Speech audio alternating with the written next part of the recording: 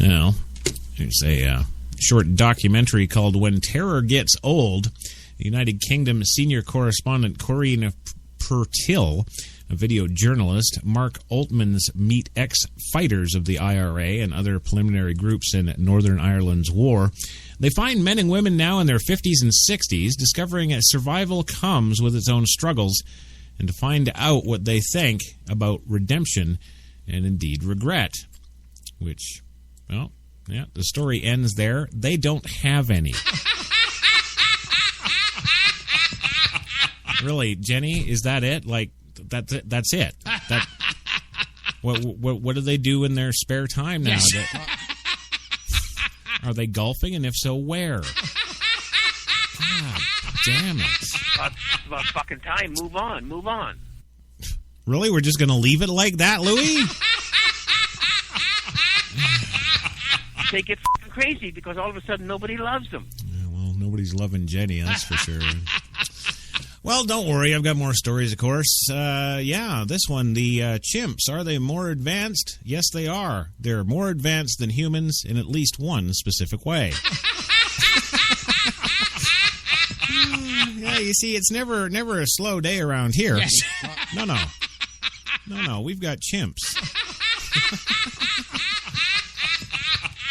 Well, do you consider yourself more advanced than a chimpanzee? Well, then get the hell off of Amazon.com.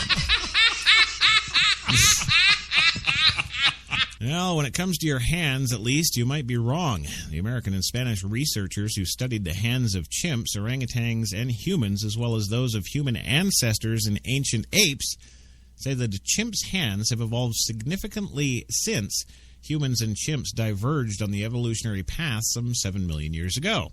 Initially displaying a long thumb and shorter fingers, chimp and orangutan fingers elongated now that allowed them to swing among the trees. Yes, but the human hands, with a long thumb for grasping objects, have changed little over millions of years.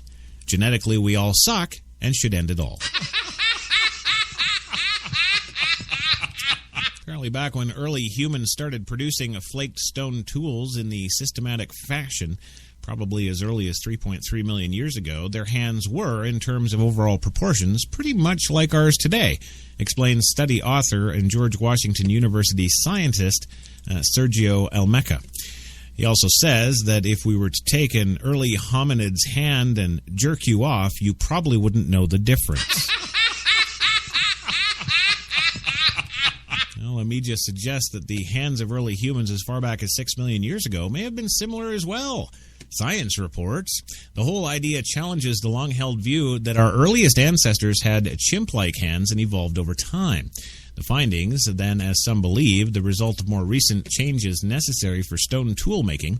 A university rep tells Discovery News, Almeida adds the human changes that allowed for tool making likely occurred in the brain.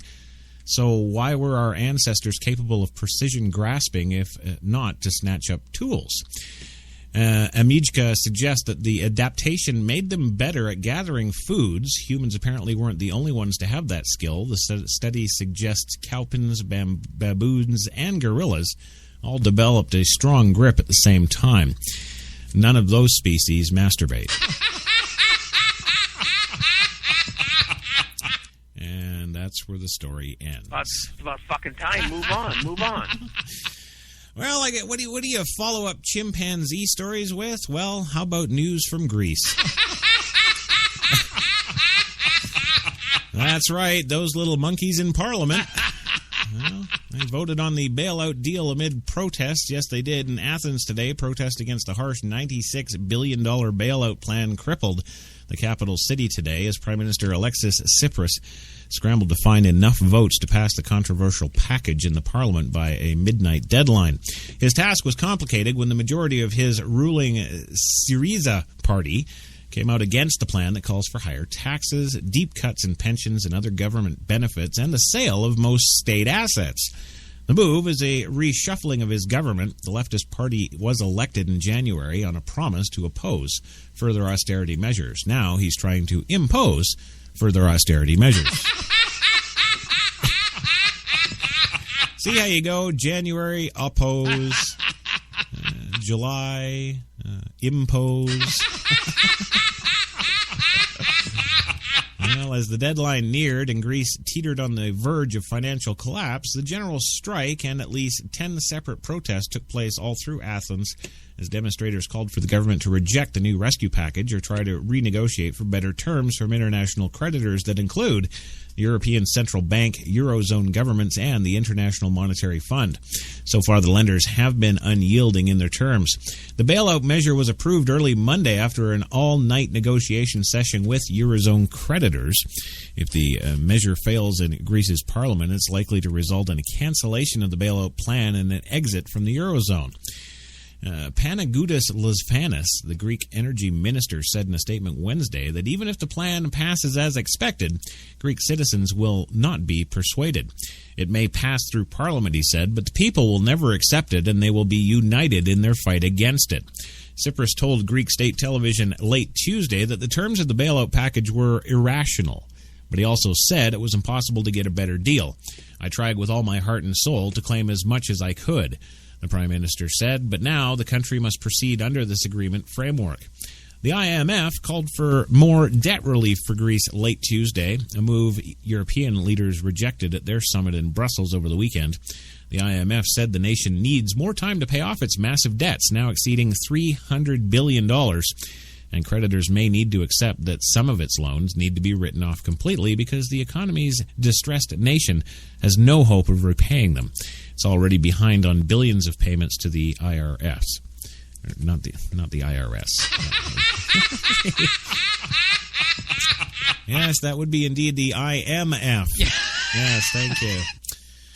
Well, the IMF's call for debt relief clashes with an assessment of Greece's debt burden published Wednesday by the European Commission, which appeared to rule out any relief. Greece has already received more international financing than all of Europe did from the U.S. Marshall Plan after the Second World War. Commission President Jean-Claude Juncker said. Leaders of the Brussels summit proposed giving Greece $7.7 billion in temporary financing to keep its banks afloat while the longer 3-year bailout deal is finalized. At one of the morning demonstrations today, protesters said the government was stuck between a rock and a hard place. People are going to pay one way or another, either by being forced from the Eurozone or through implementation of these barbaric measures, says Ilias Soros, a 62-year-old cardiologist, who noted that healthcare budgets already reduced by half could face even further cuts. Anita Loreski, 49, a nursery school teacher, said that the spending reductions called for in the bailout plan were destructive for the nation's schools. We can't feed our students, she said. There has been negative effect on equipment and education trips. Parents are called on to contribute financially, even as they're experiencing the effects of the austerity themselves. Greece has been on the brink of economic collapse since missing a June 30th debt payment deadline with the International Monetary Fund. Since then, banks have been closed, account holders have been limited to taking less than $70 a day from ATMs, and foreign money transfers have been blocked. Some stores are running out of imported items. The economists say the banking system is just days from insolvency. The situation makes the austerity plan even more difficult, says Kostas Pittas, a 60-year-old public sector engineer who participated in a Wednesday morning rally. Quote, the new austerity measures are more than tough, Pittas said. They come when the Greek people have been crushed by 5 years of austerity on top of more austerity. 5 years ago, we had some money to support our country. Today, we're completely dismantled as a society. They have taken everything apart. Eleni Thermou, 50 years old, a nurse, said that she would like to see the bailout plan rejected. Conflict with the EU is the way to go, she said. We would say no to ruthless taxation and devastating pension reforms. After chimp masturbation, there's your Greece update. And finally today, how the hell long does it take to change a battery? Well, according to the Solar Planes team, months and months. That's right. The Solar Planes world flight has been suspended after it received some battery damage. In an attempt to circle the globe in a solar-powered plane, well, it was all come to a crashing halt today until 2016 because of irreversible damage to the batteries due to overheating en route from Japan. The Solar Impulse team said in a news release today.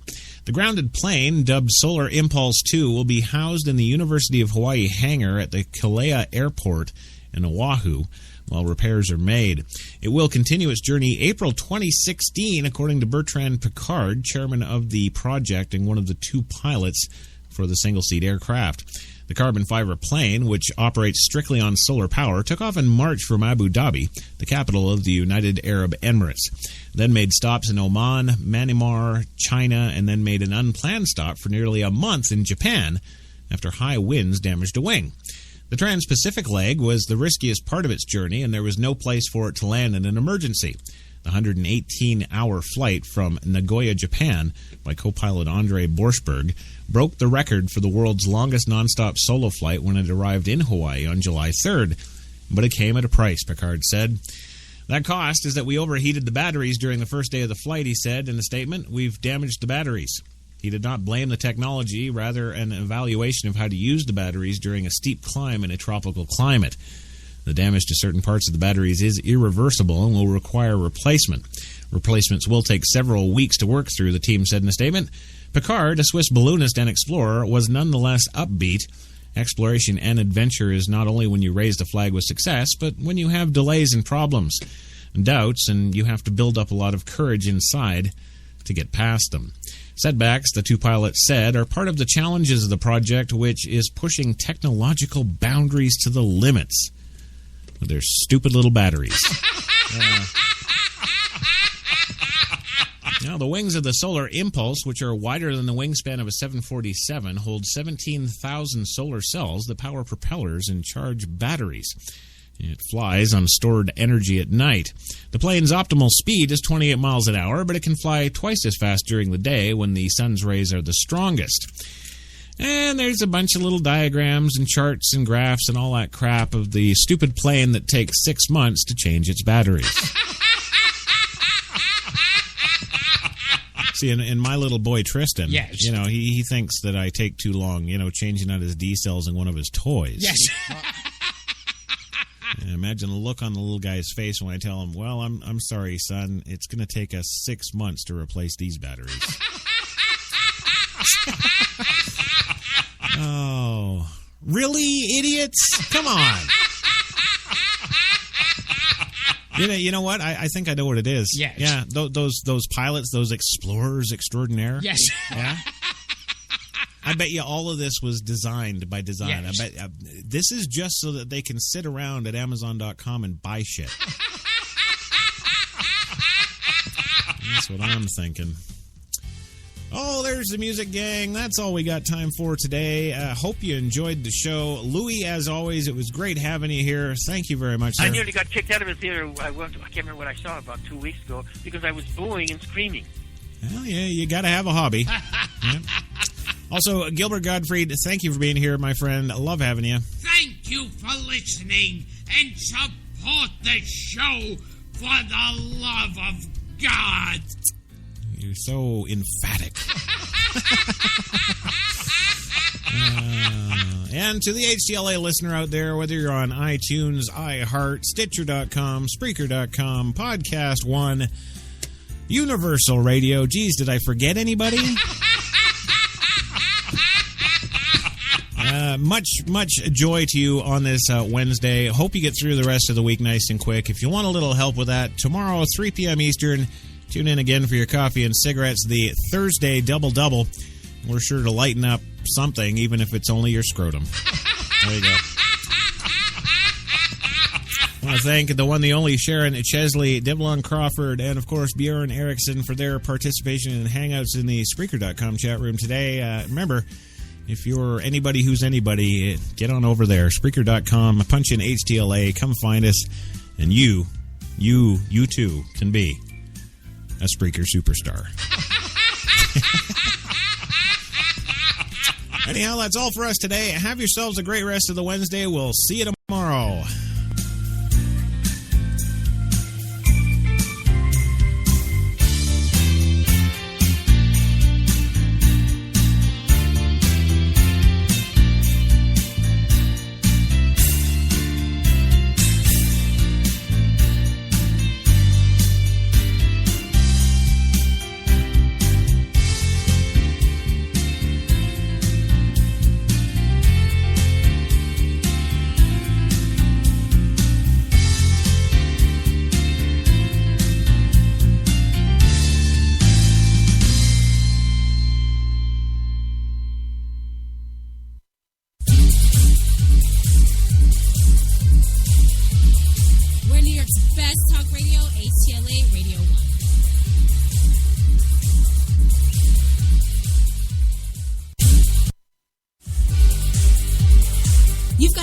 HTLA Radio 1, New York. There you go, gang. A little coffee and cigarettes from yesterday there for you. Monday Mocha. That's right. HTLA at Radio 1, New York's best talk, of course. It's live at 3 p.m. right now at HTLA Studio 2 in downtown Manhattan, where it is, my God, 76 degrees, thunder and lightning, all kinds of weird, nasty clouds in the city today. I think the Ghostbusters have been screwing with Zool again. Yeah, it's very supernatural out there, scary as hell, and don't play frisbee tag. Yeah. Well, hey, welcome to the show today. It's your Tuesday. We're almost, we're halfway to hump day. That's right. And then that's halfway to, well, the Friday frap and another weekend. Let's hope we all survive till then. And let's see, what do we got here? We got a lot of stuff on the show today, of course. Gilbert has prepared a special song.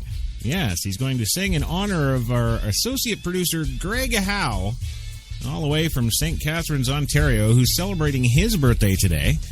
Yes. Oh, and news. We got news, too. Yes, today, after 10 years, Showtime, gang. That's right, that Pluto flyby. The team's still waiting for a word. Don't really know anything yet. We got some crappy photos, though, for our $780 million. Yeah. That's right. And right out of nowhere, absolutely out of nowhere, the Iran deal is done. Yeah. Yeah, we got extensive coverage on that today, and apparently we'll tell you about it. Also, Mike Huckabee is pissed about something, and we think it's because he didn't get to do the Iran deal, of course. Well, a New York family is seeking charges after winning their $5.9 million settlement in a New York City chokehold death case. Also today, DEA documents show El Chapo began his escape plots back in 2014, and a man claims self-defense in bear shooting, saying he was packing. Yes, all that and so much more today. So, hey, come on in, grab yourself a cup, have a seat, light one up. It is coffee time.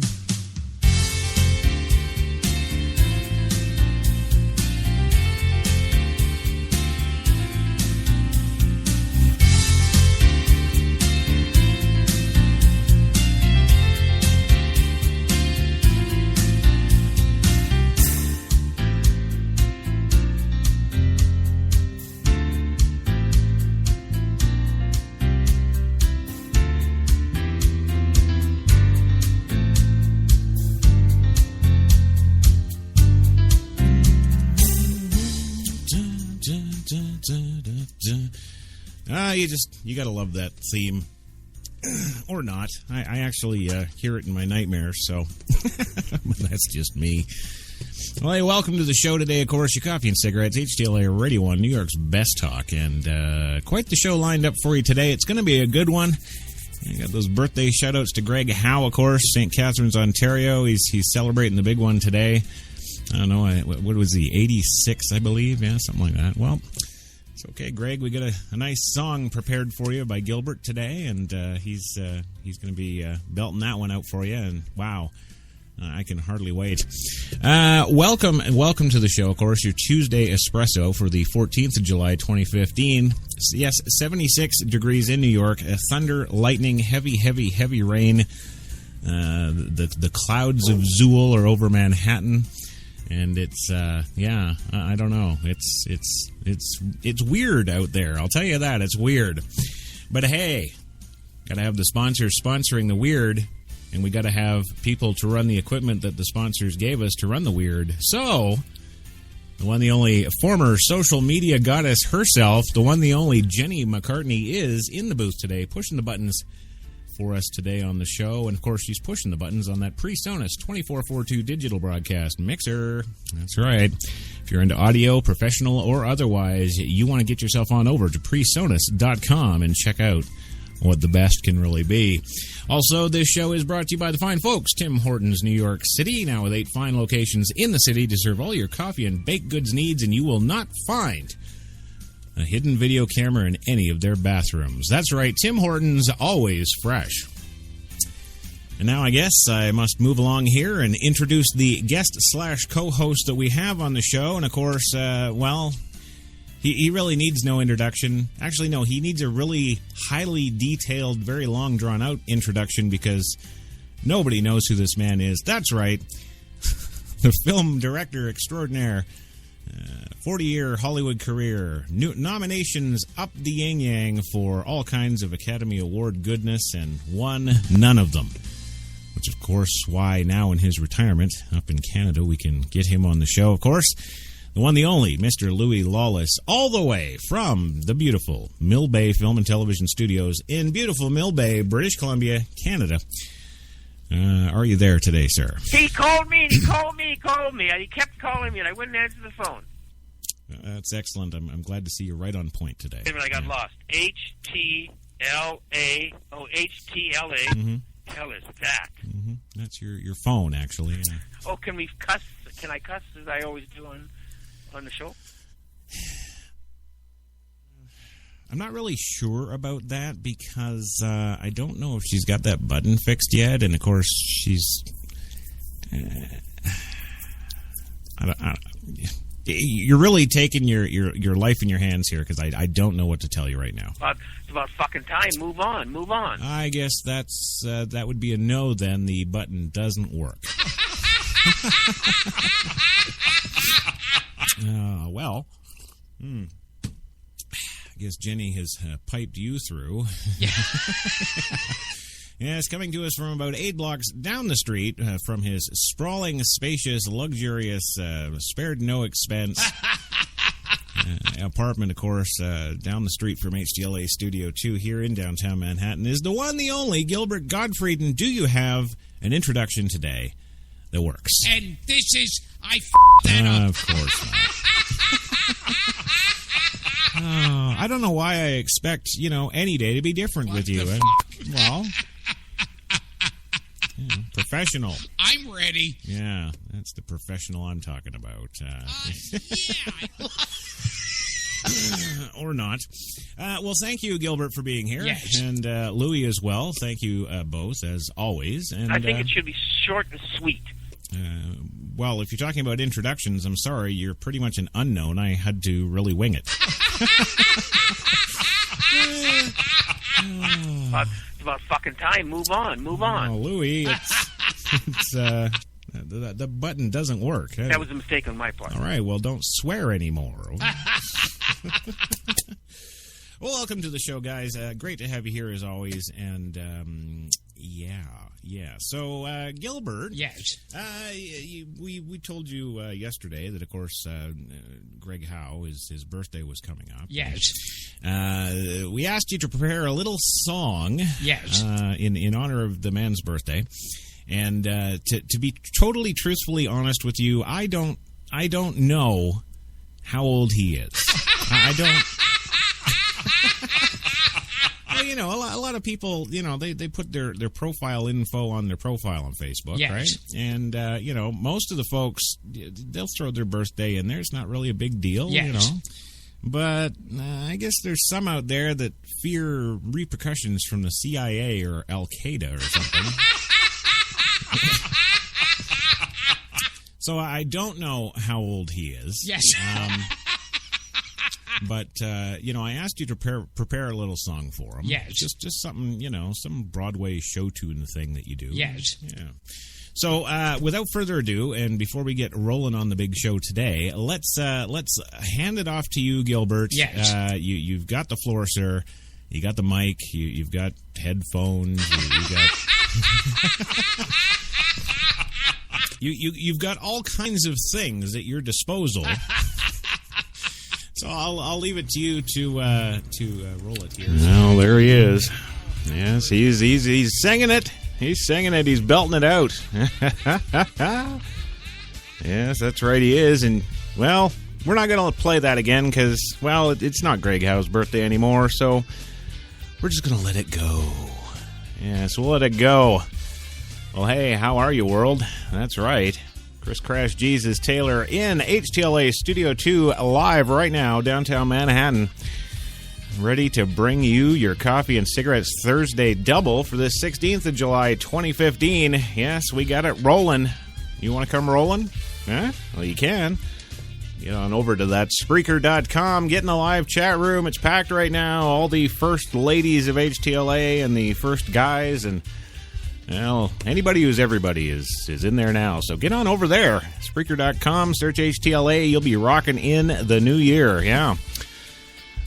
And you're like, well, why should I? What do you got on the big show today that's going to keep me all excited and happy? Well, hey, on that big show today, we're going to tell you about the police officer shot at the Navy Recruitment Center in Tennessee. And, of course, Obama, and more Obama. Yes, he's tearing up the headlines today. We're going to bring you each and every one of those completely useless stories. Also, rape kits are going untested all over the USA as a crazy cop is handing out money like there's no tomorrow. Yeah, not even kidding. Just here, take it. Yeah. Oh, fine for that speeding? No, here's $2,000. I don't know, but we'll get to the bottom of that one today for sure. And also, there's another story we're following about a volunteer watchdog group that's being dispatched to the western and southern states to monitor the Jade Helm Army maneuvers. Yes, the big conspiracy is on.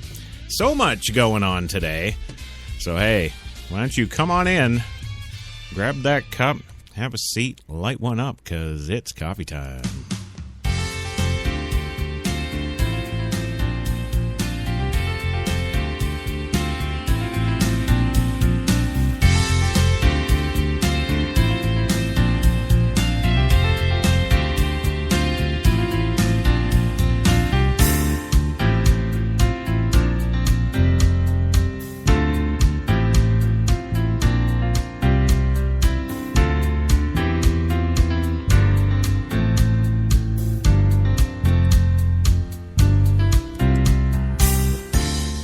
Yes, it is. It is coffee time. 3:03 p.m. in downtown Manhattan right now, where it is sunny and 85. Yeah, it's a damn nice day out today.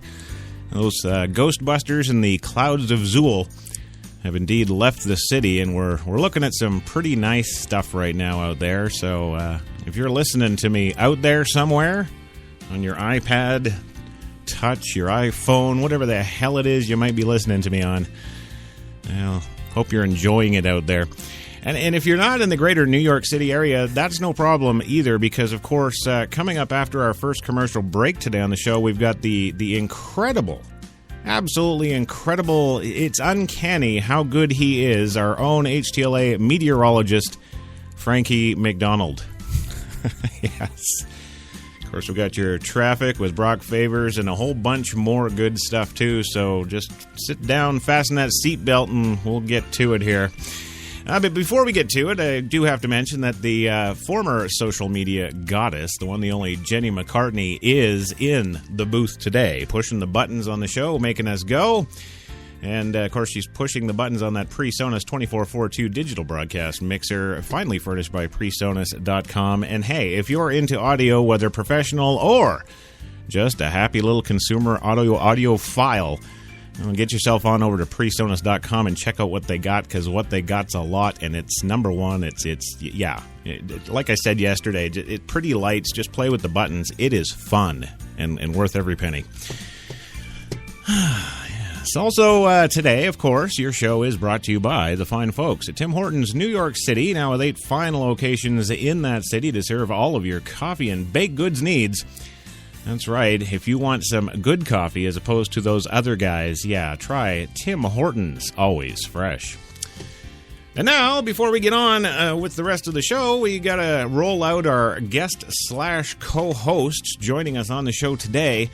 As always, first up is the one, the only film director extraordinaire, formerly working for Stephen J. Cannell Productions in Los Angeles, working on such amazing shows as The A-Team, Riptide, Magnum P.I., and so many other television programs, films too many to list, nominated for Academy Awards everywhere throughout his 40-year career. Of Of course, he won none, and that's, of course, why we're able to get him for this show. And he's coming to us live from Mill Bay Film and Television Studios, all the way up in Mill Bay, British Columbia, Canada, in his retirement now, still working on films. Louis Lawless, LDL Films. Louis, are you there, sir? Sex is only the tip of the iceberg. Well, it's good. Yes, absolutely, sir. And at your age, that's My film, Unrepented, did very well in Europe. Good. Well, you'll be happy to know that we do have listeners from Europe, so, maybe there is a fan out there somewhere for you. Yeah. Oh, can we cuss? Can I cuss as I always do on the show? Well, you can't. I'm not going to say 100% yes, because I'm not sure if Jenny's going to cooperate today. We do have you on that 20-second delay, so if you try it and we fail, well, we're all just human. It's about fucking time. Move on. Yeah, she's not doing it. Yes. And joining us also from about 8 blocks down the street here in downtown Manhattan is the one, the only Gilbert Gottfried, joining us from his sprawling, spacious, luxurious, mansion-esque type, I would say, apartment. He's joining us from there, and Yes. It's great to have you here, sir. Thank you. Do you have... I hate... I don't even know why I do this every time, but give us a little introduction about yourself, Gilbert. And this is... I that up. See? See, I don't... Oh, I'm sorry. Yeah. What is my name? Well, it's unfortunately Gilbert Gottfried. Yeah. Well, nonetheless, it's still, always a treat. Yes. Or something. Yes. I don't know what else I can possibly say about you without a prescription. So I'm not going to. But welcome to the show. It's great to have you. Yes. Thank you. And Louis as well. Thank you. That was a mistake on my part. Well, you're here now. So just stay right where you are. Okay? Just Yes. Well, moving on today, of course, coming up, what is our first story, you might ask? Well, the first story is all about the police officer who shot at the Navy Recruitment Center in Tennessee. A Chattanooga police officer was shot today at the U.S. Naval Reserve Center in Chattanooga, Tennessee, according to Mayor Andy Burke. Quote, "One officer is down," Burke told reporters. NBC News reports that 5 people were shot, a police officer and 4 members of the military. The officer was reported to be in stable condition, WRCB-TV reports. 4 of the victims were identified as Marines. Local media said the shootings began 6 miles west at a National Guard office on Lee Highway and later broke out at the Naval Reserve Center itself, where the victims were hit. The Chattanooga mayor says police are pursuing an active shooter after reports of the shooting at Military Reserve Center July 16th, Associated Press. Now, everybody's wondering, Yes. and I kind of think it is, this is probably another case of one of those sniping bears. Of course, yesterday we brought you the story of the man who took down one of the sniping bears. Yes. And I think this is probably it, and this is very dangerous. Yes. Witnesses are saying that the gunman was driving a silver Mustang. Yeah. So, not only is the bear a SEAL team sniper, Yes. he's also got a driver's license. Yes. Yeah. Well, witnesses said the gunman in the silver Mustang fired on the center and then fled. Within hours, however, Chattanooga police said the incident was no longer an active shooter situation. Gail Mule, a witness, tells CNN that a shooter drove up to the military recruitment center in the Anacola Highway in Chattanooga and began firing into the building. The gunman was firing a high-powered rifle, says WRCB-TV. Erlanger Hospital, which itself was placed on lockdown, reports multiple victims of the shooting, and the TV station is very eager to get more information on this story as it is happening. Yes, it is right now. Yes. Chattanooga State's campus nearby was locked down as a safety precaution, and of course the regular schools in the area are locked down as well. Yes. Marilyn Hutchison, who works nearby, tells WRCB that she heard 10 to 15 shots sounded like gunfire. Damn, she's good. That's right. She is good. She's got it all figured out, Yes. and you know, I don't know. What do you do with that? I mean, you've got witnesses, but you know, are they qualified witnesses? Yes. You know. It's like, what was it? One of the stories yesterday, we were talking about some witnesses reporting, you know, grenades going off. Well, what's your experience with grenades going off? You know. Yeah, I don't know, but that's the word. Yes. That's what's going on right now. Of course, there's 4 killed now. The death toll has risen to 4, and the gunman is now being reported as dead in Chattanooga. Shootings investigated now as domestic terrorism. No word yet on whether he was covered in fur and had a snoot. So. Of course, we'll keep you apprised of that. Yes. Yeah, definitely. It's a big. Well, you know, it's a pretty big thing. When little old HTLA, you know, New York's best talk. Yes. When little old us can cover something that's just live and happening now, that's just so exciting for me. You know, it's They get f***ing crazy because all of a sudden nobody loves them. well, is that little old HTLA or is that the Bears? Is that? I don't know. You know how to spell my last name on the check, right? It's Louis Lawler. Yes. The check is good and in the mail. Same with you, Gilbert. Yeah. So there you go. That's what's going on there. Now we're going to leave the story for now until we do indeed have more information about the bear sniper. You know, heaven forbid we do anything like, I don't know, CNN and open up 24/7 coverage of speculation. The bear could, he could possibly know how to edit. Yeah. You know. And I finally figured out how to edit. See, if Louis knows, there's a good chance that bear knows. See? And then, of course, you know, you've got that situation which is, you know, where did he get the gun? You know, did he indeed purchase it, or was it given to him for his birthday by his dad? You know, all of these kind of details. You know, we don't want to speculate like that and be like CNN, the little hags. Yes. Right. I think it should be short and sweet. Okay. Yes. We'll cut it off right there and. We'll just move right along into the next story. And what is the next story, you might ask? Well, you know, everybody's down on police officers these days. Yes. Well, we've got a story about a police officer whose profiling ends with, giving you money and smiles, and I think everybody's receiving it well. They seem to be okay, even the unarmed black men. Yes, it is true. They do seem to be okay with that. Yes. Well, it's going down in Brooklyn Center, Minnesota. A Brooklyn Center police officer spent his final day on the force walking the streets to show his appreciation. Commander Brian Peters purchased gift cards from Target. Isn't it nice to see an American name in a story that isn't Al-Haddadi? Yeah, good old American Brian Peters. Yes. Yeah. God damn, I love America. Yeah. Well, to show his appreciation, Commander Peters purchased gift cards from Target and Cub Foods valued at $500. That is the same amount he said he would have earned in one day. He said he purchased multiple cards with $50 denominations.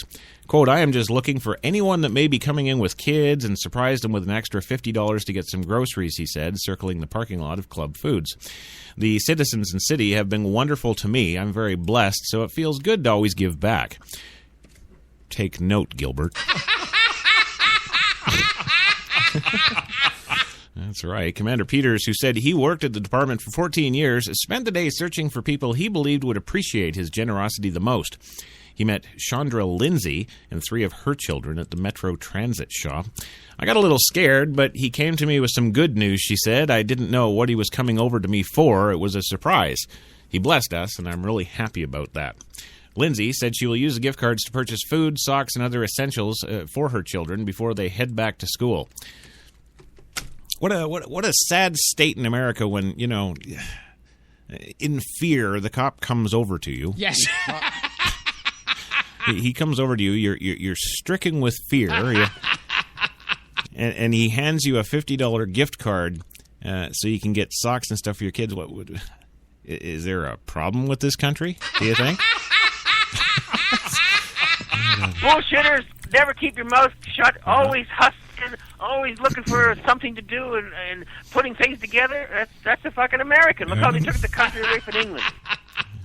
Jenny, wake the hell up. Get on the button, will you?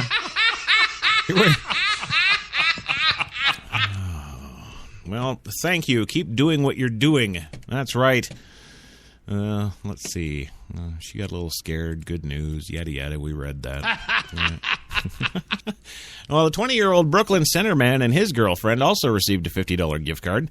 Commander Peters told the man, who admitted he had had a negative perception of police, to purchase ingredients needed to prepare a special meal for his girlfriend. Thank you. Keep doing what you're doing, the man said in shock. This is nice. A few blocks from the transit shop, Peters surprised a mother of 4 at the laundromat with a Target gift card. Her youngest child, a newborn, was sleeping in a nearby car seat. Thank you so much and congratulations. Geda Fanbula? You see what I mean about the American names? Yes. Geda Fanbula told the officer, I wish you a better life. This is my lucky day. This is going to help a lot. Geda Fanbula. Okay. Well, meanwhile, Commander Peters said he accepted a position with Target. He will be a manager at the company's Global Crisis Center, located in Minneapolis, so they can respond to terrorist threats. Well, in his new role, he said that he will still look for opportunities to give back to the community. No word on whether his entire pay was going to go to Target gift cards to continuously hand out. But there he goes. And I mean, you know, where do you go from this? You know, I mean, you know, on the one hand, we got to have body cameras because they're just killing unarmed black men everywhere. And then what? You know, now they get the body cameras, and now they're running around giving out money everywhere. Is this just to get around the camera thing? Is that the... No, I don't, because I asked him, I said, well, fly out here and I'll film you. Oh, for Commander Peters there, you were gonna film him? Okay. All right. Well, you could probably just, most of the major news agencies are covering it, Louis. You could probably just, you know, slap in an old VHS and videotape it. Yeah. I think it should be short and sweet. Oh, the film, right? Yes. Yeah, definitely. Yeah, I would think it would be a short film about a cop being, you know, good. Stuff like that. I nearly got kicked out of a theater. I can't remember what I saw about 2 weeks ago because I was booing and screaming. Oh, well, yeah. I don't know why you're surprised, Louis. That's kind of, you know, they'll do that. Power tends to corrupt. Absolute power corrupts absolutely. Louis, he was just a movie theater manager. Relax. It's not that big of a deal. Calm down. Yes. You being Catholic, you realize that you can have birth control. You realize that? Thanks for bringing that up right now. Yeah, okay. Birth control, good. Yeah, nummy. I don't know where you go. Well, what the hell am I talking about? I never know what the hell he's talking about. Yes. I don't know. How many different families do you have? Again with the families. Why does it matter? You don't have to pay the child support. Come on. That was a mistake on my part. Yeah. Well, then. It's about fucking time. Move on. Jenny, beat the guy. Come on. Jesus. Just beat the damn man. Well, anyway, moving on. Of course, we got to go for our first commercial break. Yes. And we're going to do that. Break for a commercial. Oh, yes, sir. Yes. Yes, we'll go for that first commercial break. When we come back, of course, we've got your coffee and cigarettes, Eye in the Sky. Yes, Brock Favors with your traffic report. Yeah. And, of course, the dreaded Frankie McDonald with the weather. Actually, it was funny, Gilbert. Kate, the CEO, of course, of HTLA here, she actually finally noticed on my Facebook today, she actually noticed the video of Yelena Garcia. Yes. Yeah, she wasn't happy, so I guess that means Frankie's got like a 20-year permanent contract now. I don't know what we're going to do, but yeah. Can you give me any help for $25,000? I tell you what, Louis, you get me Yelena Garcia, and I'm gonna make it work for you. Yeah.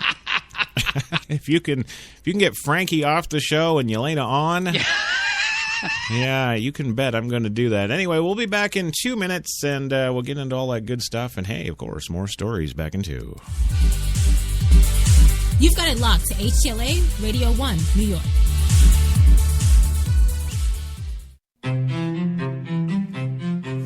What if there was a coffee that was sourced from some of the world's most renowned growing regions? Abundant with rich, fertile soil. What if this coffee was picked at the perfect moment, then packed meticulously and shipped carefully to be roasted under the watchful eye of coffee masters?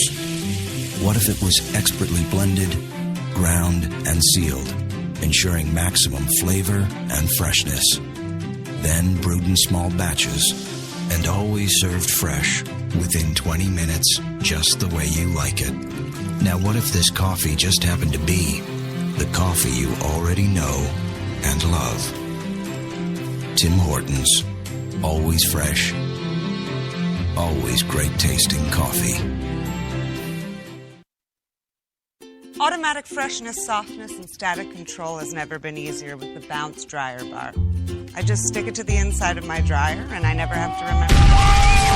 Old Spice Body Spray makes you smell like power! It's so powerful it sells itself in other people's commercials. You smell like outdoor freshness. You smell like power. Yeah, I do.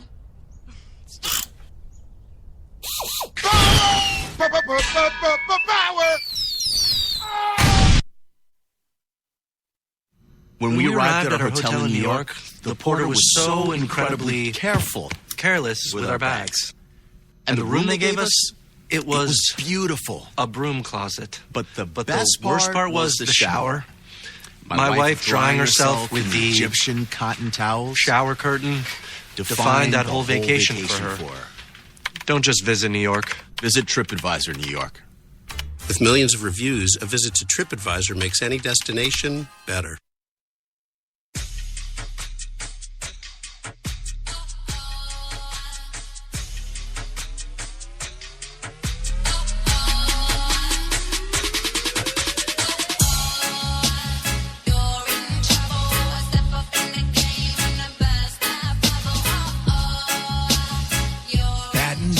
Glasses. White Rum has a new captain.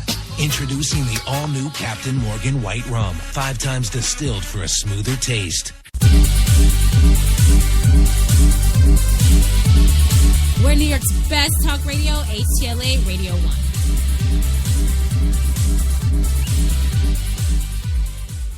Hi, I'm Melvin Leroy with the camera and the thing and the person with the and I'm Melvin Leroy. You want to stand in front of it and I'll go action. You're just crazy. Yeah. Nutbag. Take me to your heart. Show me where to start. Let me play the part of your first love. No. Man. Which woman are you married to or living with now? Well, she's about 380 pounds. She smells. She doesn't shower that often. But you know what, Louis? It's all about the PC world. And yes. You know, us men, well, what few of us are left out here, we've got to hunt down the big, huge, stinky heifers And we got to marry them up fast because it's the PC thing to do. Yes. That's right. We hugged in the elevator, and I still have an erection. Yeah.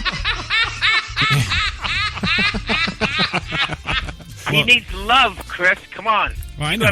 You gotta dispense more love from yourself. All these people are hurting here. Well, give me about 10 minutes to get an erection, and I'll start dispensing some love. Yeah. Welcome back to the big show, of course. Your coffee and cigarettes Thursday double. Yes, 82 degrees in New York right now. Sunny skies. And hey, it's 3:26 p.m. It doesn't matter. These people have 98% of people listen to this show as a downloadable thing after the fact. You know, could be next Thursday, June 29th or something next year. You know. Which is good because, of course, when it comes to the weather, we cover the weather from 2 years ago. Yeah. That's right. You show me a station anywhere, radio or television, yes, that covers weather from 2 years ago. You will not find it, folks. Nope. We're 5 steps away from winning the Academy Award. Right. And we didn't. I know. I know. And you're bitter. And you're Can bitter. you give me any help for $25,000? Not a chance in hell. I go a half an hour. Do I get $50,000? Who do you think you are? Yeah. Actually, you know, if you were like, I don't know, if you were talented or something. The music is fantastic. Oh yeah. Oh, you got to hear it. Yeah, we just did. Just came back from that commercial. I've been on enough radio shows to know that in the middle of an answer, the guy is like checking the boards and looking over notes and talking to other people. Right, so shut up. Yeah.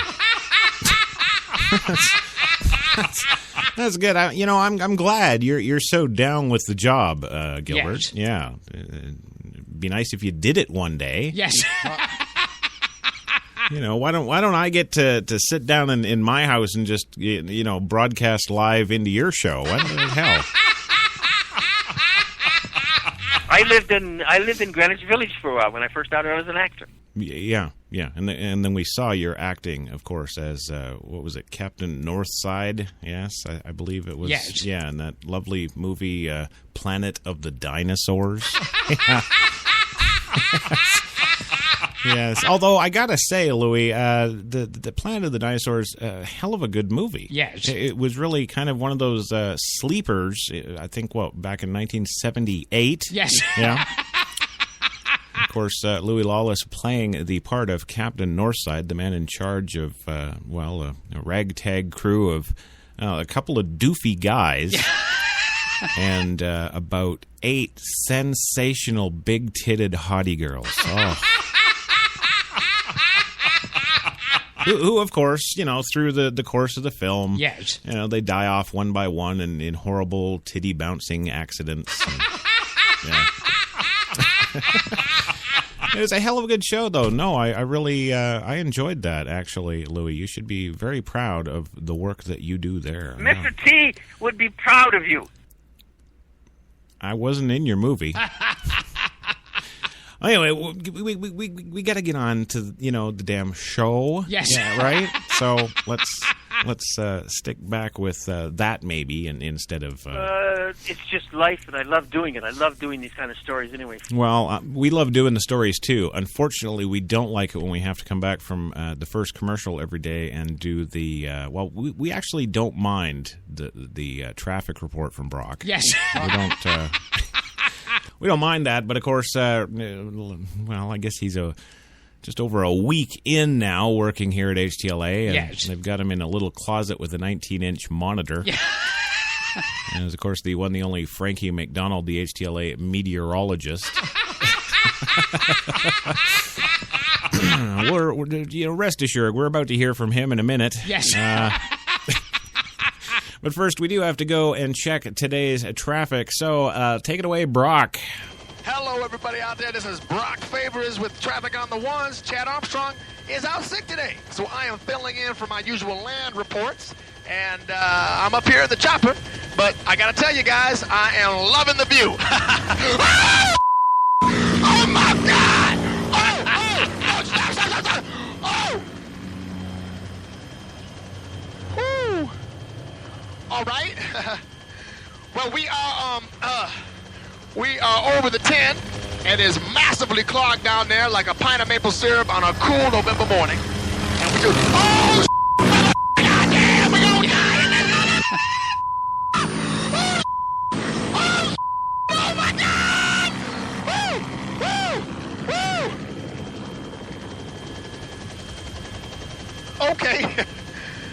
Okay, I am very sorry, folks. It's a little bit of a bumpy ride up here. We are now approaching the 405, where the left lane is blocked by a mattress. So somebody is going to be doing a little return to IKEA later today. You know what I'm saying? Oh, no, please! Oh, goddamn! Oh, get me out this motherfucking death machine right now! Oh, no, black people ain't meant to be in the sky! We ain't meant to be in the sky, man! Oh, mama, help me, mama! Yeah. Oh, mama! When a 405 is up right now, ain't nobody going down this.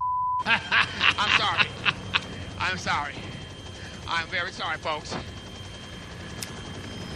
I'm very sorry, but I'm losing my up here. Actually, you have every right to. We're about to crash.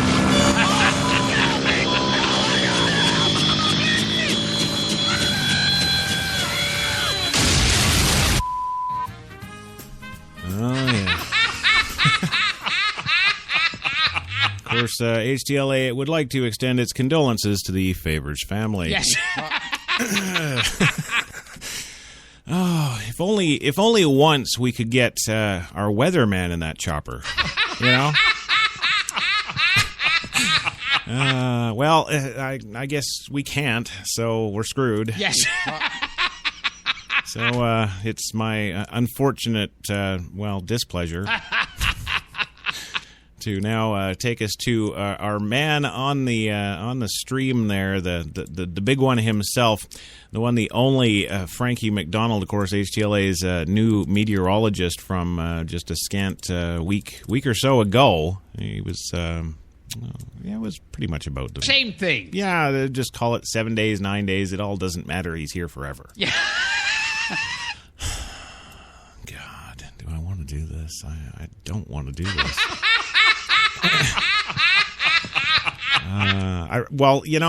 The thing is, yeah. Okay. Well, all right. Fine. There's no way I can stave it off any longer. Again, my apologies to all the listeners all across the planet.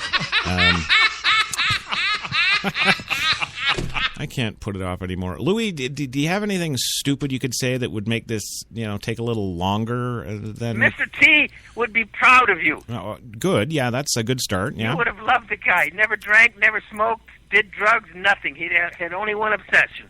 And that was the women. He just pitied the fool, and yeah. If you think that you were clever with women, he wouldn't stand a candle with this guy. No. Or Muhammad Ali was another one with women. I did 2 films with him. Yeah. He would walk into. We were doing a big boxing movie with 200 or 300 people in the stand, and he walked in and had beside him stood his macho honcho. And those were all the Muslims in those days. They had those little thin ties and suits. Yeah. And he would point at the females. And he went and got them and gave them a note. And every 20, 30 minutes, they would go into his dressing room. But they were only talking about negotiations, I'm sure. Right? Oh, yeah. It's all about the business, yeah. It's all about the business, yeah. Well, it is all about the business, of course, yes. And, me being the consummate professional, I have to get to the business, which is the weather. Yes. Yeah. And for those of you just tuning in or maybe haven't heard Frankie's reports before, I don't know, should I give them a warning or a disclaimer? No, because that's not fair and it's not PC and all that shit. So I won't. I'll just introduce him properly and professionally. Yes. And take my headphones off. Yes. So here he is, giving us the latest weather updates for wherever he may be. Don't worry, he'll tell you.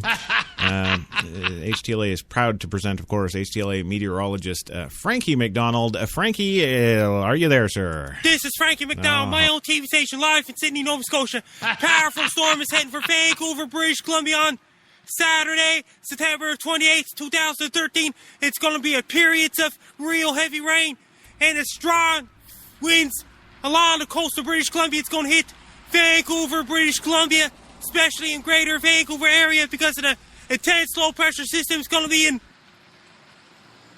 west of British Columbia.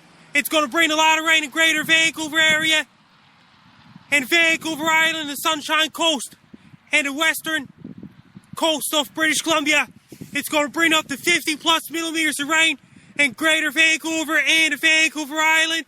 People in Vancouver, be prepared. Have your rubber boots ready, have your raincoats ready, have your rain tools ready, because a lot of rain's heading for Vancouver on Saturday. It's going to affect Fraser Valley as well, such as Abbotsford, Chilliwack, and Hope, and greater Vancouver's getting a lot of rain. And the west coast of British Columbia as well. Mm-hmm. Yeah. It's going to be a big wave on the shore and the beaches. There are a lot of Vancouver Island and the Sunshine Coast. Stay away from the beaches. Don't go near the shore because a lot of rain is heading for Vancouver and the very strong winds. And the wind's going to gust up to over 100 kilometers per hour, especially in along the coast of British Columbia. It's like Vancouver Island and greater Vancouver. And people of Vancouver, don't open up your umbrella or your umbrella could get broken because winds will be too strong to support an umbrella. It's going to be periods of heavy rain in greater Vancouver and Vancouver Island, and winds are going to be very strong in Vancouver, British Columbia, and Victoria, British Columbia as well, because a lot of rain's heading for Vancouver. And the winds are going to be very strong along the coast of British Columbia. Especially people living in the coast of Vancouver Island as well. What about the pizza and Chinese food? There will be big waves hitting along the coast. The power will go out. Have your flashlights ready. Yeah. Have your extra batteries ready. Have your crank-up radio ready. Have your candles ready just in case the power goes out. Right. Have your cell phones charged. Have your iPads charged. Have your iPods charged. Have your tablets charged. Pizza and Chinese. Order your pizzas and order your Chinese food.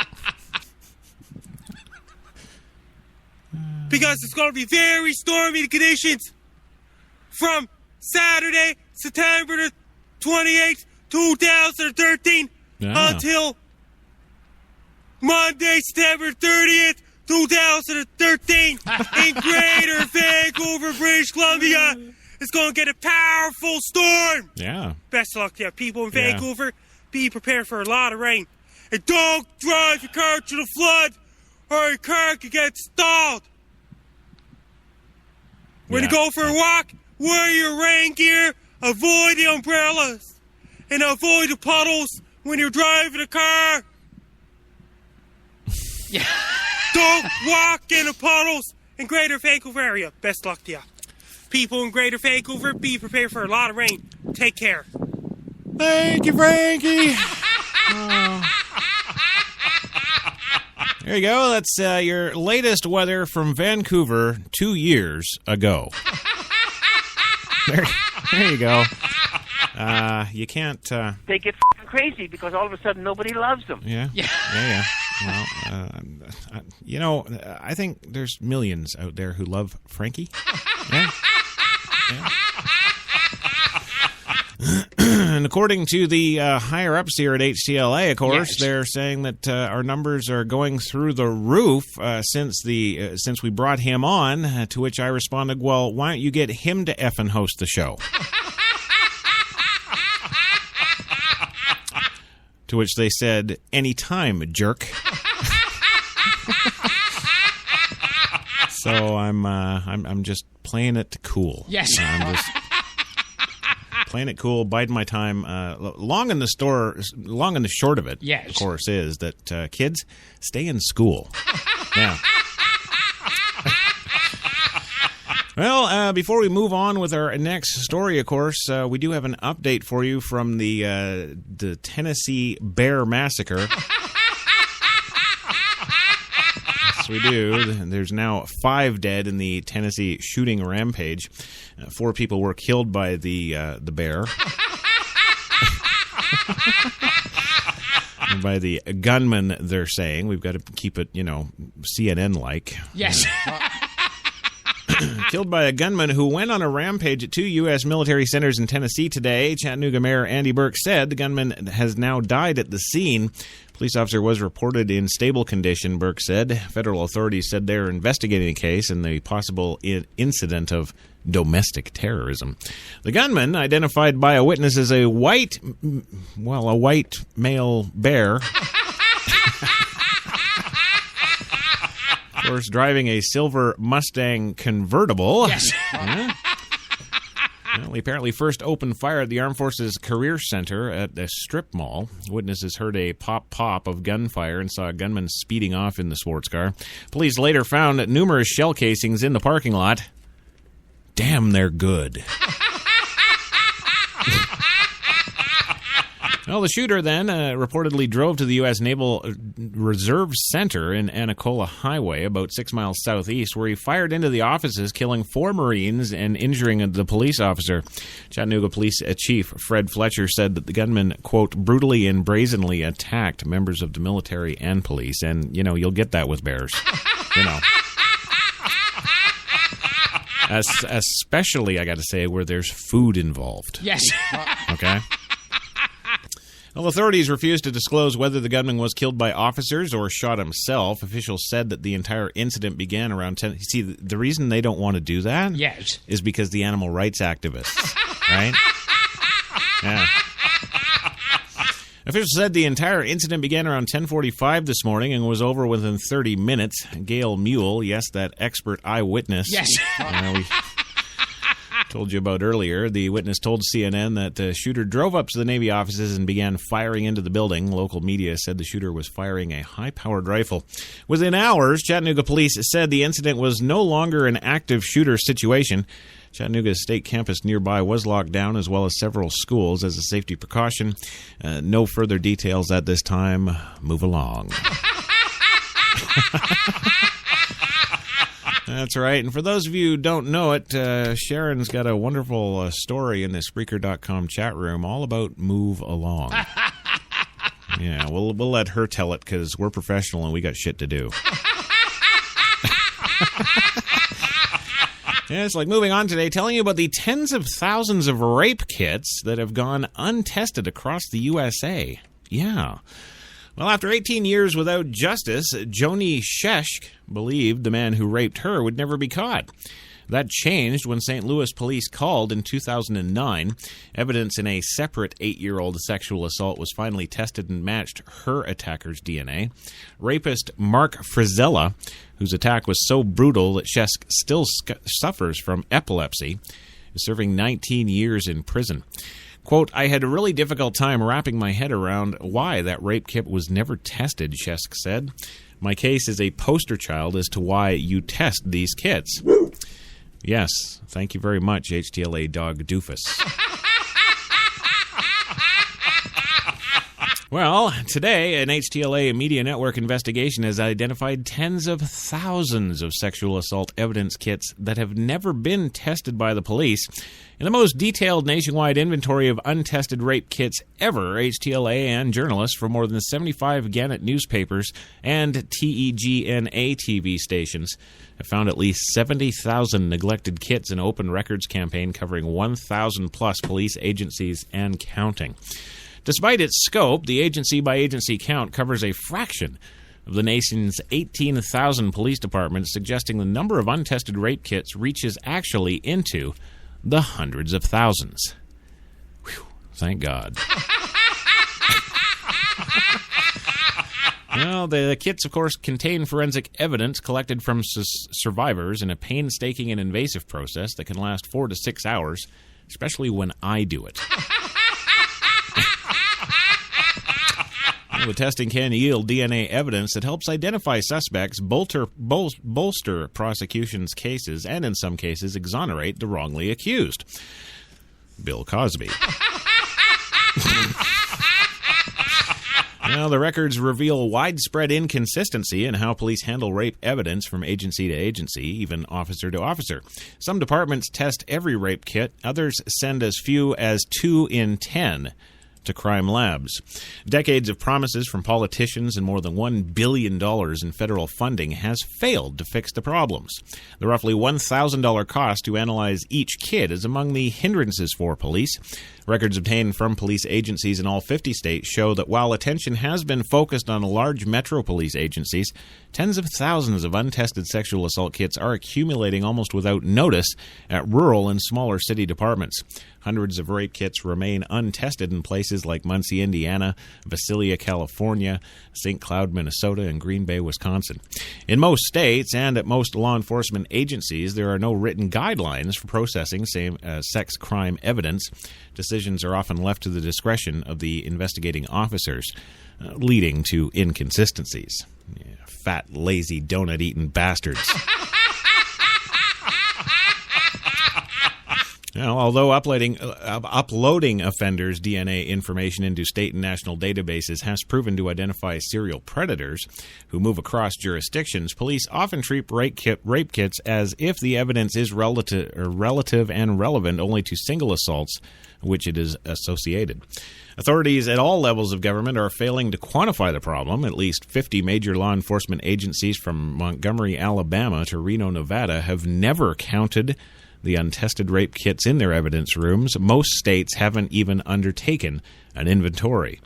The U.S. Department of Justice is failing to comply with a 2013 law that was meant to get more rape kits tested and set national protocols for processing sexual assault evidence. For rape survivors like Shesk, the accumulation of untested evidence is more than abstract statistics. She says every single one of those rape kits is a person and their family and friends, she said. It's like a baby's mobile. You touch one piece and it moves all the others. It's not just one person.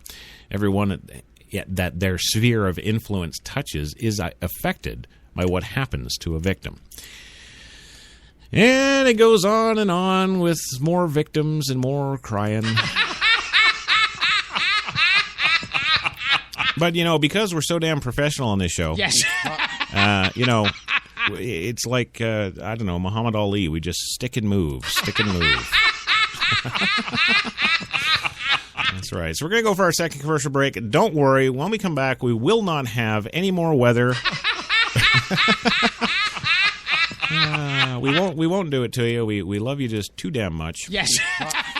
But we will have Obama.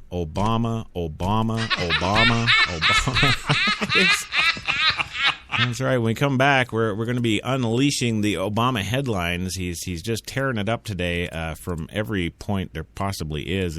I don't know. Does he think he can get reelected? Yes. Yeah? I don't know. Well, we'll see. We're going to go for that commercial break. When we come back, Obama World. It's a new adventure park opening up. It's going to be right here. Back in 2. We're New York's best talk radio, HTLA Radio 1.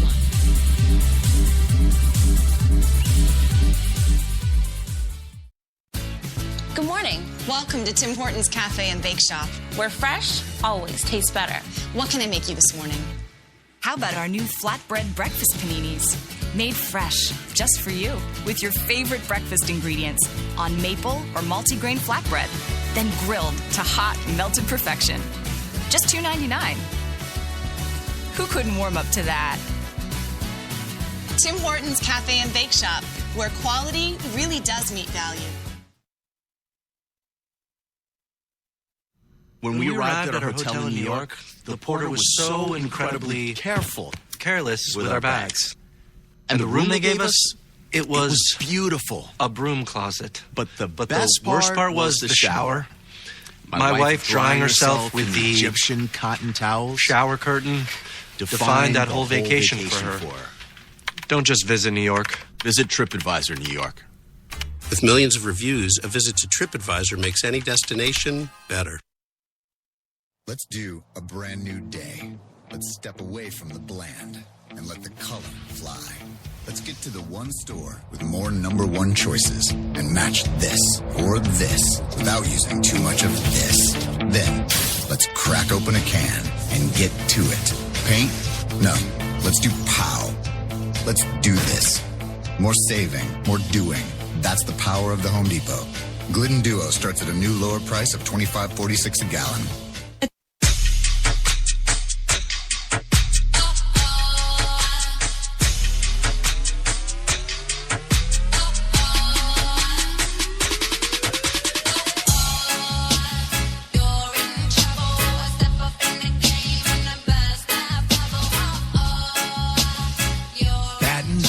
Glasses. White Rum has a new captain.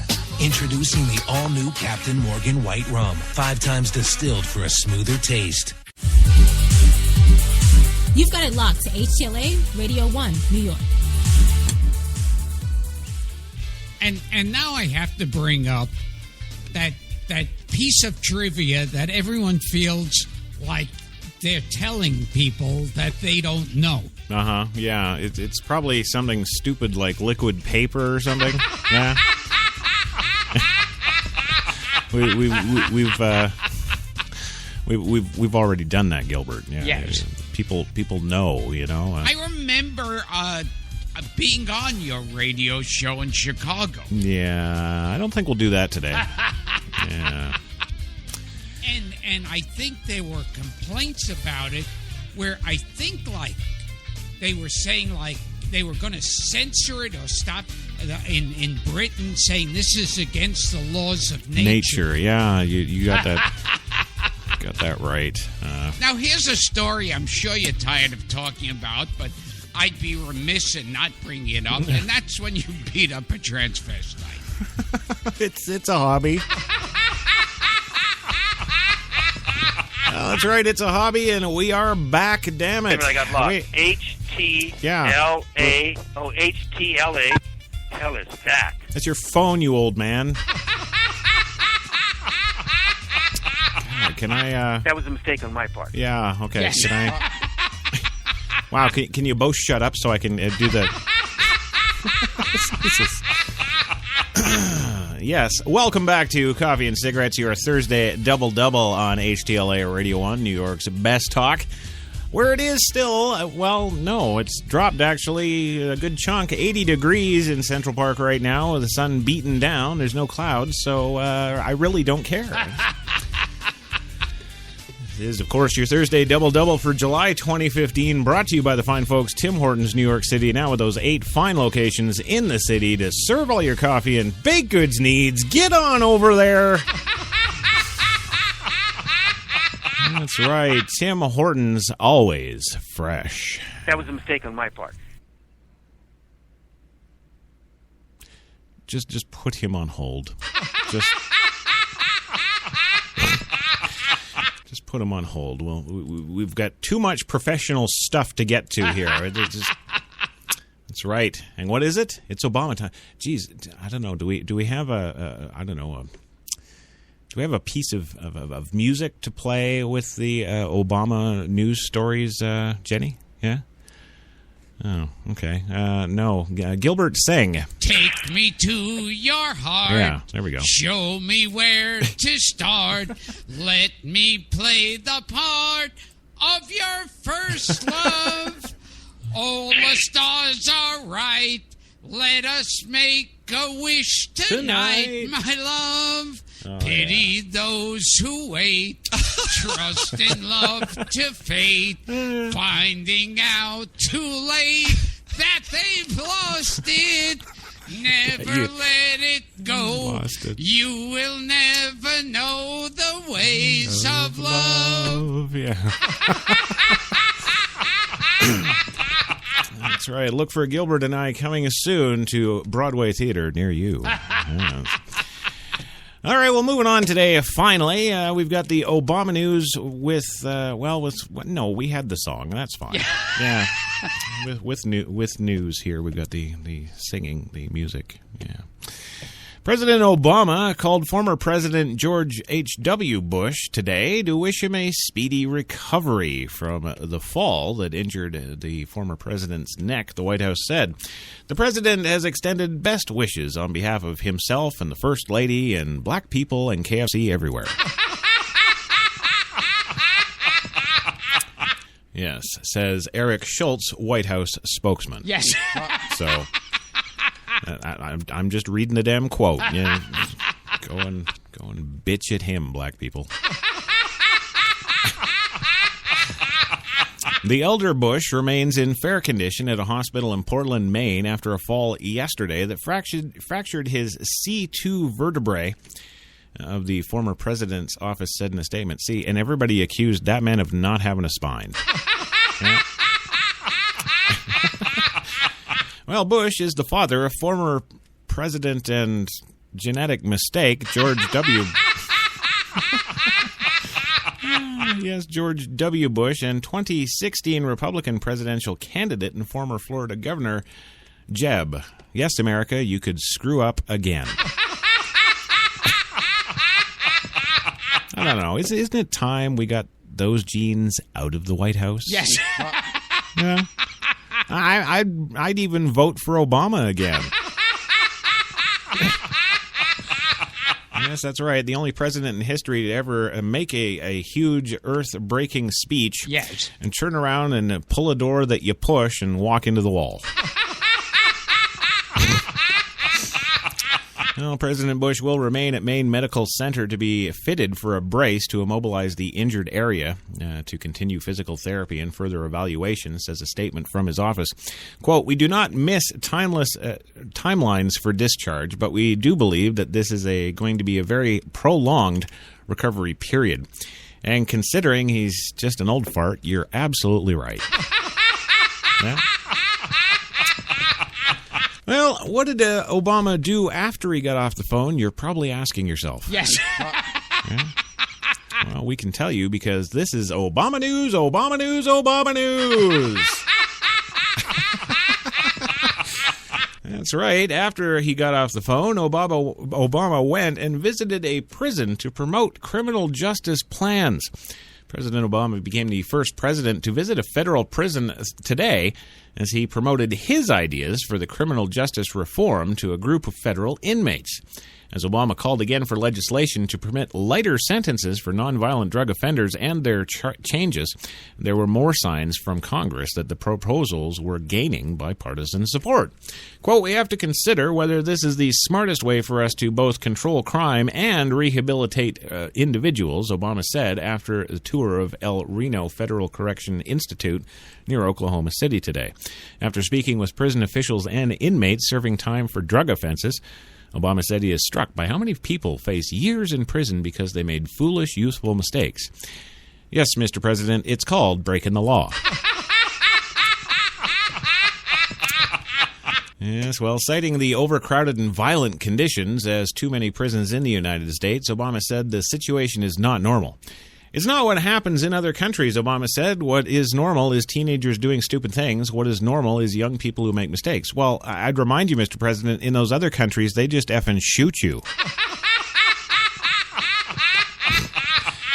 Oh, Obama's prison trip, part of a week-long series of events designed to highlight criminal justice issues, came as the top House Republican added himself to the growing list of lawmakers who support overhauling sentencing laws.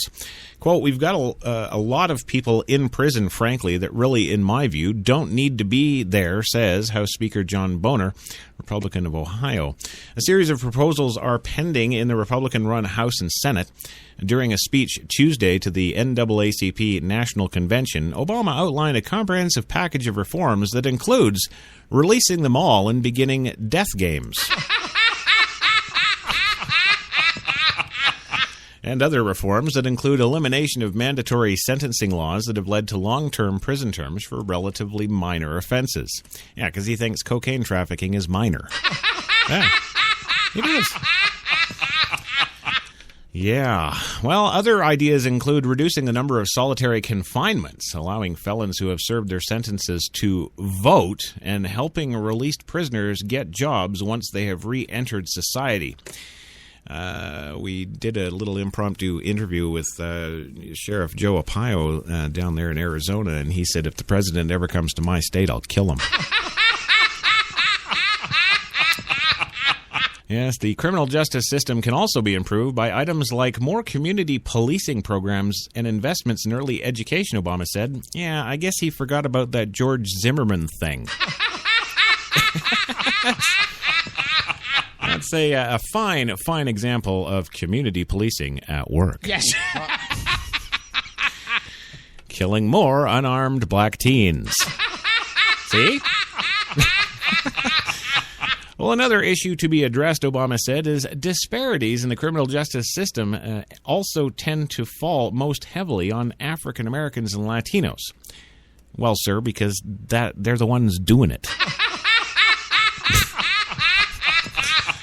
Well, during his visit to El Reno, the president also called for improvements in prison quality, including crackdowns on overcrowding, gang violence, and sexual assaults. Well, Mr. President, what the hell would you have them do all day? Oh, wait, he says he wants Xbox video games installed in all the prisons. Yeah, there you go.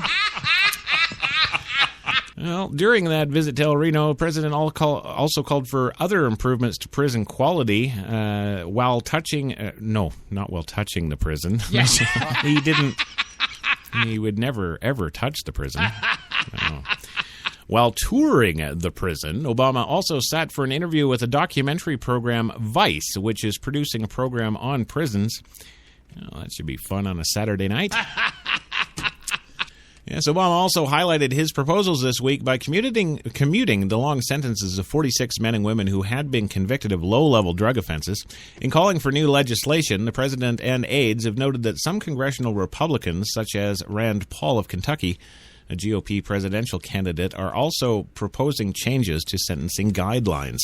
Paul and other Kentucky Senate Majority Leader Mitch McConnell introduced a bill Thursday that would require the director of the Bureau of Prisons to be appointed by the president with Senate confirmation. So, yes, let's throw a Muslim in there, too.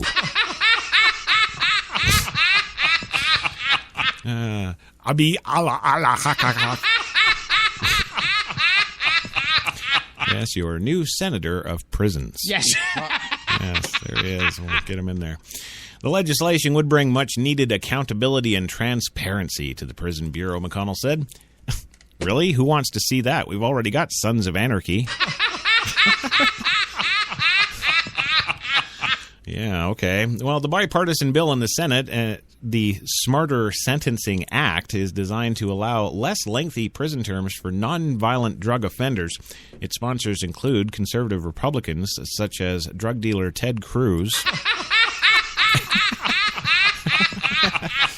and new drug dealer Mike Lee of Utah. That's right. Well, in the House, a bipartisan bill introduced last month by Reps James Sensenbrenner, Wisconsin, and Bobby Scott of Virginia, is designed to reduce recidivism, emphasize tougher sentences for violent and career offenders, and save money, supporters said. Boehner, the top Republican in the House, cited the expense of maintaining crowded prisons as one reason for backing this legislation. Maintaining a prison system is expensive, Boehner said. Some of these people are there under what I would call flimsy reasons, so I think it's time we review the process. I really wish there was some way we could inject brain cells into these guys. And finally today, in the Obama, I don't know, what do we call it, the Bull-orama? It's a little rodeo term I used to... I used to ride the bulls, and, well, this is a whole heap of it. Yeah. Yes, the final story in the Obama news. Yes. Well, let's talk about Obama's on-air defenders also lobbying the White House. Yes, Washington today, President Obama took office promising to restrict lobbyists' influence on his administration. But from its first days, his team has, of course, tapped lobbyists to help shape the Obama message and repeated on television, even as they were being paid to lobby the White House.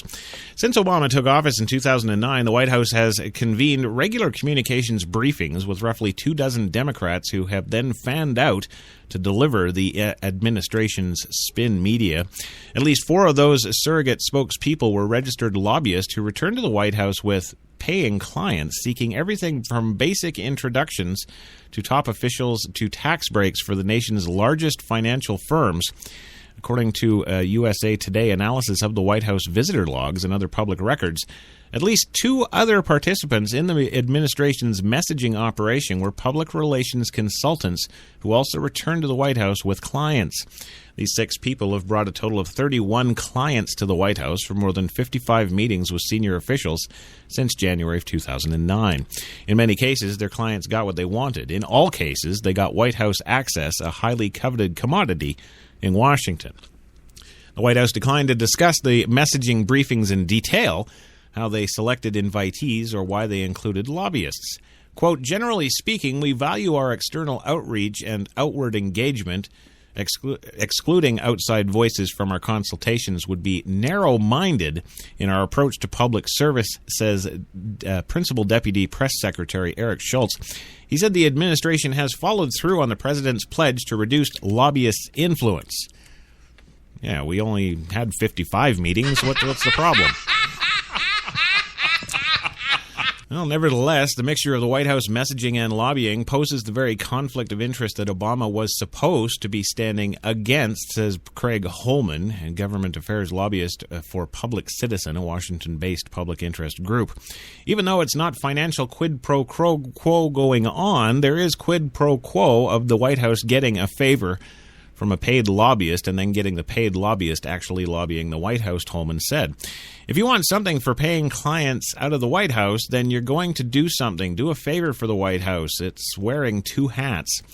Obama banned former lobbyists from serving the White House on his first day in office, saying that he wanted to make a good campaign pledge to close the revolving door that led lobbyists coming to the government freely. It lets them use their time in public service as a way to promote their own interests over the interests of the American people. But less than 2 months after his inauguration, the White House invited 18 Democratic strategists, including 3 registered lobbyists, to a West Wing briefing with Obama messaging guru David Axelrod as the new president was trying to drum up public support for a health care overhaul. And we all know how that went. Well, the idea behind the meetings is that those strategists would then go on television or be interviewed by reporters and be able to explain and defend the administration's decisions, as they regularly did. In print, online, and in hundreds of television appearances, they have defended everything from the president's tax proposals and annual budgets to his response of the rise of Islamic State and his executive actions deferring deportation for immigrants brought to the United States illegally as children. Well, we've identified a total of 16 messaging meetings at the White House so far, the most recent in February. The White House has also convened much more frequent telephone conferences known as, quote, talker calls. Yes. With more or less the same group of people, according to participants. The meetings have at times included White House policy specialists and senior staff, such as the chair of the Council of Economic Advisors. And once or twice, the president came by just very briefly to shake hands and left, says Martin Frost, a former congressman turned lobbyist and regular participant in the meetings who also brought back clients to lobby the White House. They give their take on what they're doing and what they want, said frequent participant Steve Elmendorf, a former chief of staff to ex-House Majority Leader Dick Gephardt and deputy campaign manager for John Kerry. And, of course, his presidential bid in 2004.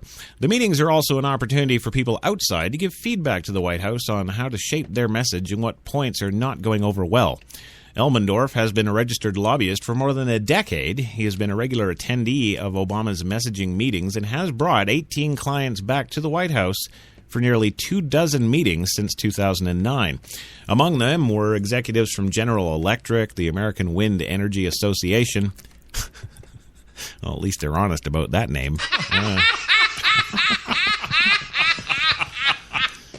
Who were both seeking extensions of expiring tax breaks worth billions of dollars in 2012. That year, those two clients paid Elmendorf's firm $560,000 for lobbying.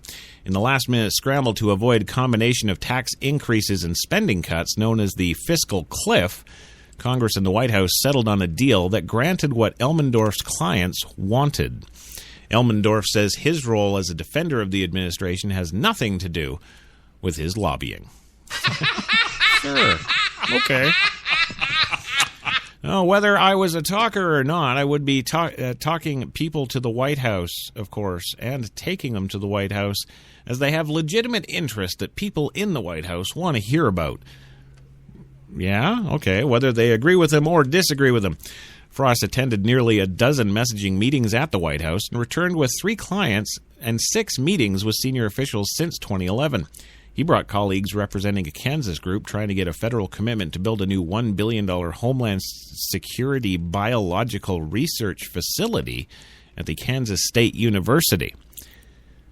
What the hell does Homeland Security need with a biological research facility? You know Monsanto was there. Yes. Well, the group paid Frost firm $500,000 for lobbying between 2012 and 2014 and broke ground. I'm going to get into this new business. Damn. And, of course, ultimately they broke ground on that new facility in May. Be afraid. Be very afraid. Well, what the hell does Homeland Security need with biological research? Yes. Power tends to corrupt. Absolute power corrupts absolutely. Homeland Security, Louis. Biological research? Yes. Kind of doesn't, it doesn't, okay. Well, Frost said messaging and lobbying roles were completely separate. Most of his lobbying was on Capitol Hill, and he wasn't the lead lobbyist on the Kansas account. In addition, he said the White House officials at communication strategy meetings were different from those he brought his clients to meet. Any meetings I took part in the White House for clients, which were infrequent, were with technical staff, Frost said in an email. Yes, but even those technical staff may have been aware that Frost and the other lobbyists were acting as Obama's surrogates in the media. Those people watch TV too, says David Goodfriend, a former aide of the Clinton White House, who is now a lobbyist and a participant in the messaging meetings. Those people know that I am a friend of the White House, so there has to be some acknowledgement of the fact that I was out there as a Democrat on TV, and the fact that I defended the administration on TV surely must have helped me get a meeting at the White House. How could it not? Well, Goodfriend has attended a dozen messaging meetings at the White House since 2009 and returned during the same period with 4 clients and 15 meetings with senior White House officials. They included Dish Network, which wanted to secure rights from federal authorities to use more airwave frequencies for wireless transmissions. Dish, which has paid the good friend roughly $240,000 per year since 2009 for lobbying, got some key items it was lobbying for. The president signed a satellite television law, and the White House included wireless frequency auctions in a jobs bill that the president signed in 2012.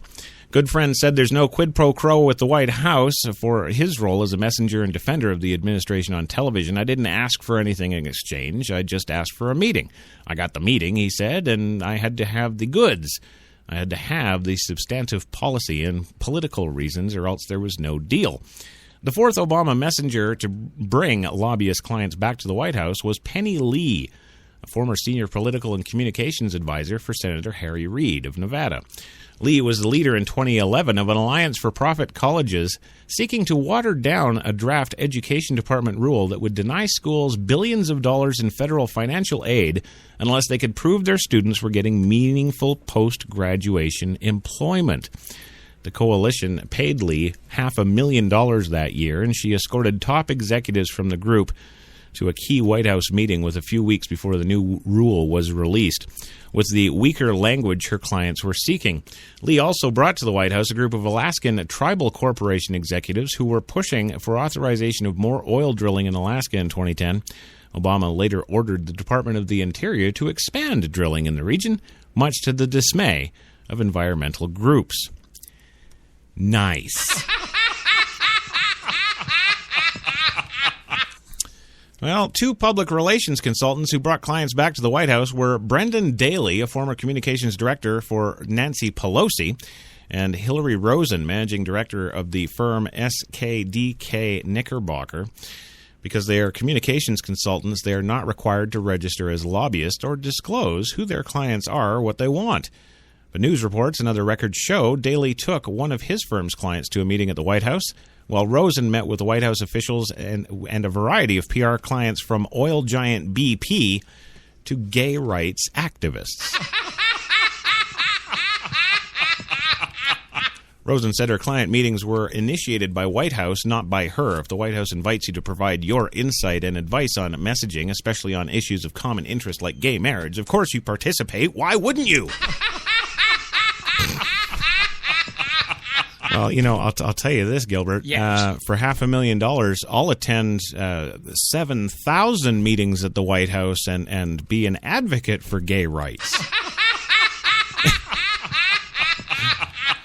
Well, as he ticked off the litany of instances when Obama has sought to decrease the influence of lobbyists on the administration, President Obama has done more in the past 6 years to close the revolving door of special interest than any president before him, Schultz said. You programmed little freak. We could only track these meetings, as Schultz said, because the Obama White House is the first to make visitor logs public. The Obama White House did not invent messaging meetings. We called them influencer calls, says David Bartlett, White House Communications Director for Republican then-President G.W. Bush. We had a pretty systematic outreach mechanism. Hillary Clinton's campaign has started to hold similar calls, but can only get 4 or 5 people. Well, the challenge for any White House, Bartlett said, is that in Washington, prominent figures like that are certainly wearing multiple hats. Obama's election came on the heels of several lobbying scandals, including the conviction of Jack Abramoff, who lavished gifts on public officials in pursuit of policy changes for his clients. The Bush administration had also come under fire in 2008 for holding communications briefings with retired generals who then defended the Pentagon and the Iraq War on television and were simultaneously profiting from the ties to the defense industry, including as lobbyists. At the time, then Senator Obama's presidential campaign issued a statement saying it was deeply disturbed by the latest evidence that the Bush administration has sought to manipulate the public's trust. One regular attendee of the Obama messaging meetings who didn't bring back clients said he thought it would cross an ethical line. I think you've got to be careful when you're doing that. Yes, who owns his public relations and communications company? You have 2 roles. You have to say, look, I'm a surrogate, or I'm somebody who's going to help you guys out. But, you leave that and all the other stuff at the door because you paid $500,000 for this meeting and you've got other shit to discuss. That's right. So get your priorities in line. Yes. And get your wants on the list. Yes. And get it all down there. You've got to get down there and make the president your bitch. That's what you got to do. Well, there it is, and there you go. No, Jenny, wrong. Wake the hell up, Jenny. That's right. That was the last. She's just stunned. She's suffering from Obama overload. Yes. Yeah. I'm kind of with her, actually. I'm my head feels kind of weird, and I'm feeling a bit stunned. Well, it's good to know our black president is so open, honest, and transparent. Isn't it? I think it is. Power tends to corrupt. I know. Absolute power corrupts absolute. Well, that's right, Louie. You banged it right on the head, my brother. Oh, my God, he's becoming black. I like it. Do a little rap there, too. I'm not gonna do that today. I'm just not gonna. Yeah. Anywho, it is time to go, Jenny. Hit the button. There we go. Okay. Thank you. The music is fantastic. No, it is. Oh, you got to hear it. We've got it right here, Louie. Well, that's all that we've got for the show today, gang. Don't worry. Louie, thank you very much for being here. It's always great to have you. And we just can't tell you how grateful and happy we are to have you every day. That was a mistake on my part. Okay. So we'll see you tomorrow? Yeah? No? Okay. Which woman are you married to or living with now? We'll see you tomorrow, right? That's you know how to spell my last name on the check, right? It's Louis Lawler. Okay. See, it's always the matter of money. Yeah. Yes, don't worry. The check's in the mail. So's yours, Gilbert. Yeah. Thank you, Bud, for being here again today. It was great having you. Thank you for listening and support the show for the love of God. Well, thank you, Gilbert. Great having you. And thank you, HTLA listeners. You know, more and more every day, we're spreading like a disease from the Homeland Security Research Center. Yes, we are. And you know we're going to continue our research here every day. Yes. So thank you, listeners out there. iHeart, iTunes, Spreaker.com, Stitcher.com, Podcast One, Universal Radio. Holy crap. Geez, are they broadcasting us on Pluto? I'm pretty sure they are. And if they are, well,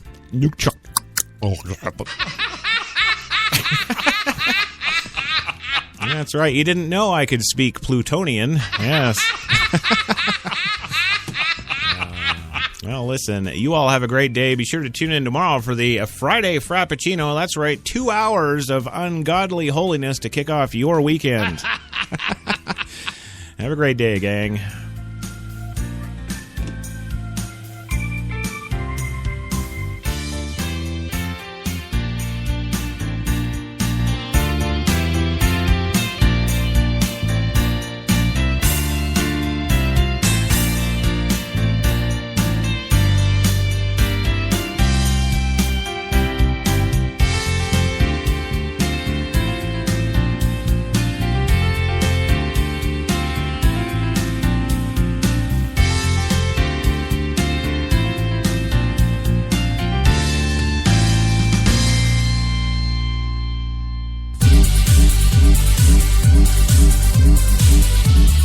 We're New York's best talk radio, HTLA Radio 1.